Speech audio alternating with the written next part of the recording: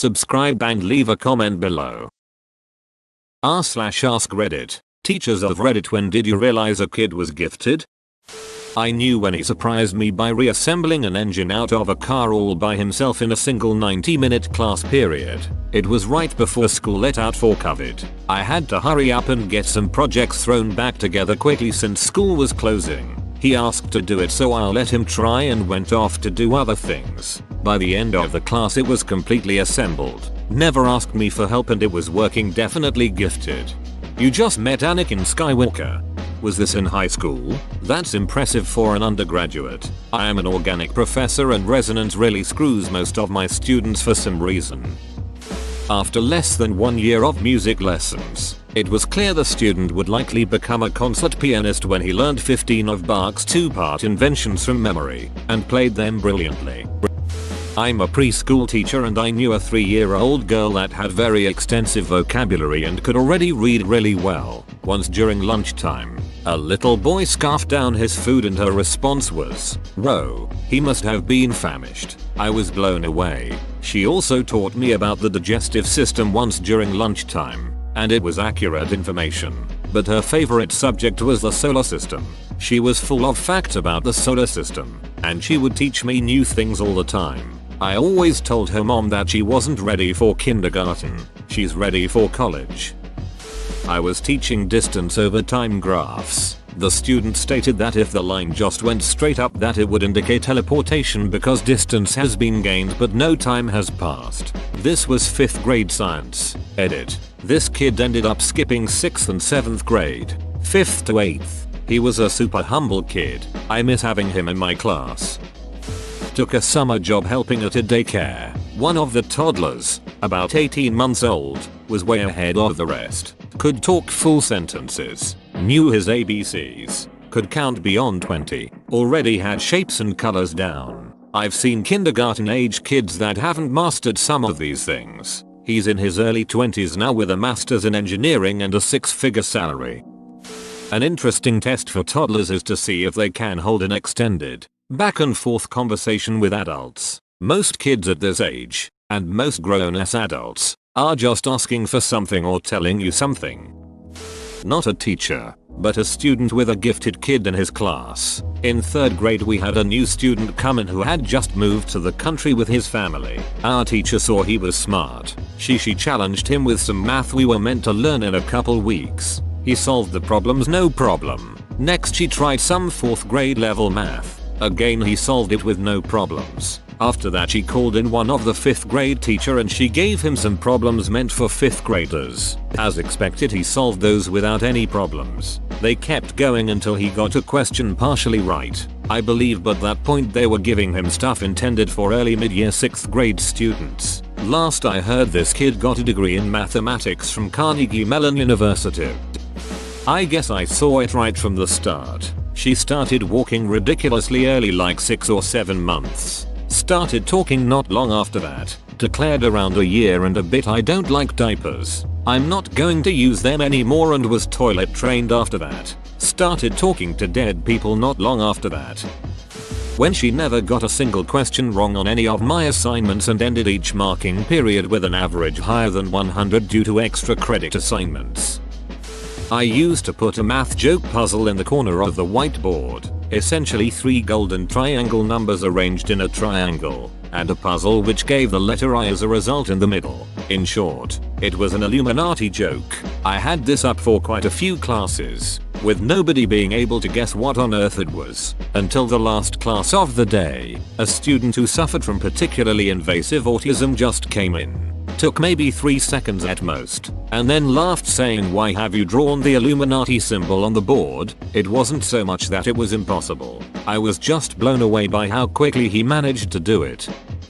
Ain't a teacher and it's my little brother, but I thought I'll share it. When I was around 14 and he was around 6 years old, I would watch lots of YouTube videos in English, ain't our native language, and he would just sit on the bed behind me and watch for hours. I thought he was just bored and didn't understand anything from what was being said. FFW, a year we were on a long car ride and he picked up a history book in English. After a couple hours he tells us he is done reading it. Dad laughs and says oh sure. I ask him to read a sentence and translate it. He proceeds to absolutely nail it and shock us. 11-year-old girl, year 7, in my maths class. She started asking questions that would have stumped the brightest in my top set year 11. It was a delight to have her in my class and I'm so jealous of the teacher who gets to teach her this year. I came into the room. He was playing a few strings on the guitar. I asked what it was and he soft pedaled it. I pushed a bit further and he started playing what he'd written. I was blown away. Of course it needed a bit of fine tuning. A guitar solo in the middle, and a few oh-oh-oh-la-las here and there, but he'd written a legitimate rock song. Blew his parents away when we played it in concert. One child. He was more ahead of his peers in every aspect. It seemed like he was babysitting the rest of his classmates. After a week of teaching the class simple coding, he built a fully functional multiplayer game with material he taught himself. This was at age 8. Another child consistently produced excellent work. Finished early and could discuss his viewpoints in depth and actually made me change my viewpoint. He was brilliant in maths. Once I was explaining a new concept to the class and worked out one example together. I told them that I would guide them in the second example so that I can help whoever needs, and I hear a really genuine and cute oops. I just finished them all now. I teach at university, so most of the people you are dealing with are fairly intelligent otherwise. What generally impresses me is the occasional student who has a high capacity for original thought. Most people are capable of getting a degree. It's not particularly difficult once you've learned the rules. What distinguishes a gifted scholar from anyone else is the capacity to think creativity and originally. It is the ability to look at a problem and think about various pathways of solving it, a willingness to try new things, and a high degree of openness to unknown things. Usually, you can tell a really able student when they preface a question with what if or similar terms, as it generally indicates that they are thinking of alternatives, hypotheticals, and trying to answer it. This is always a good sign and often shows positive engagement. By contrast, you can often tell a weaker student when they regularly ask questions such as what's the bare minimum, will this be on the test, etc. These are not bad questions as such, but it indicates that their priority is to get the mark grade and leave. If that is your priority, fair enough. I hope you do well, but it will restrict your capacity to think creativity and originally. Science teacher here UK. The most gifted kids I've ever taught are those that in year 7, 11-12 years old, never gave up, always pushed on even when wrong and just kept trying. These are the kids that started average but walked away with, once or twice, getting 100% on a GCSE test. Part might be an inbuilt natural ability, but to me a truly gifted kid is the one that takes failure and turns it into a learning chance, as they will always get further in life. Foreign exchange student from China in the 8th grade, his writing abilities far exceeded the majority of even the accelerated class. I moved him from regular English to accelerated, and not only was his writing strong, his insights were so deep and thoughtful. At the end of the year, I learned not only was he a top student in my class, he won Student of the Year in Spanish as well. I'll preface this by saying I think gifted may be the most abused word in educational circles. It's very often a stand-in for highly competent or just plain old bright. I'm a high school English teacher and giftedness is really difficult to discern because there is so much academic dishonesty. It's very hard to know what's actually a student's idea. Yes, even with more creative assignments, I can tell, however, whether a student has a high capacity for the subject only if I give unannounced reading assessment in class. Have I seen some very bright, hard-working kids in my ranks? Sure. Have I seen who I believe will be the next Walt Whitman or Flannery O'Connor? No. I do teach one elective, ethic, that relies largely on logic, and it's a lot easier to see there. Some kids just have it. Their minds work very quickly and they can grasp concepts very quickly. It's kind of crazy to see it in action because it doesn't necessarily correlate to high performance in other classes, though it very often does. I'm a special ed teacher and I teach kids who have emotional and behavior disabilities like oppositional defiance disorder or autism, which manifests as anger. That kind of stuff. But anyway, last year I had a kid who we think had a photographic memory and was a possible savant. He could see a map once and be able to draw it nearly perfectly hours or even days and months later. He had almost every detail too, and all the towns and cities spelled correctly, and major land features and even the major highways correctly labeled and named. He also was like a human calculator. You could ask him nearly any math equation and he could answer it in a few seconds in his head.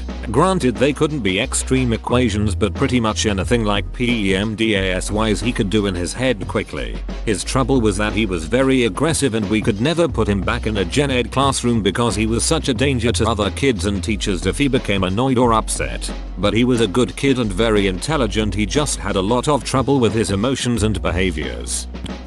I teach foreign language at a university, and one semester I get a notification that there will be a minor, under 18, in the class. I have to take some online tests about that, so it's a bit annoying, but fine. Anyway, flash forward to a couple weeks into the semester. I'm talking with one of my students during the break. He's an advanced undergrad in his junior year, taking grad courses in theoretical topology, thinning hair, glasses, also very interested in philosophy, which was my major in college, so we got along on that front. I figured he was a little older than everyone else, and had come to college late or something. Then it comes out, he's 17. He was so brilliant that he gave his high school principal an ultimatum after his first year. Either they give him the degree early and he goes straight to college, or he drops out and goes to college anyway. Ivy Leagues were already looking to recruit him. I'd never encountered a genius before that, and he was just this very humble, unassuming guy. Always did his homework and showed up on time. I'm not a classroom teacher, mostly music, but I had a small group of first and second graders for a math flex block. Basically we group the kids by level instead of grade or class, and I had the extension group. They had all the core concepts, and we were building on them. This one second grade kid was something else. We were working on double digit adding and subtracting with regrouping, borrowing, and somewhere along the line, this kid figured out multiplication. Then he figured out he can use those rules to multiply large numbers that end in zeros. Egg, 700x4. He expanded this rule to include more zeros. Then he figured out he could start putting numbers in the tens and ones slots. And then school was shut down. Not a traditional teacher, but I taught guitar at a mom and pop guitar store in my hometown. A few years ago, a lady brought her 7-year-old daughter in for formal training. Now, 99 out of 100 times, a kid that young wants to play the guitar until they get one. After that, it sits in a corner and collects dust until it makes its way to Goodwill or something. This girl had legitimate talent though. She managed to teach herself very basic chords on her own, and had even began writing music. Everything I taught her, she learned within seconds. I also discovered through comparison with my own ear training, that she had perfect pitch. Musicians are dongs. Many of us rarely recognize or appreciate true talent in someone else. But this girl was truly something special. If she isn't a famous successful musician someday, it will be a travesty.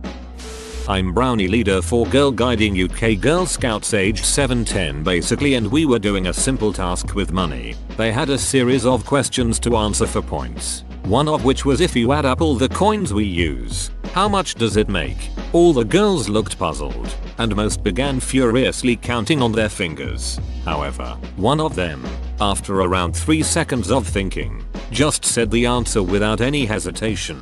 She worked it out faster than I did. I was very impressed. Context: I'm doing a biochemistry degree, so I do maths and stats all the time.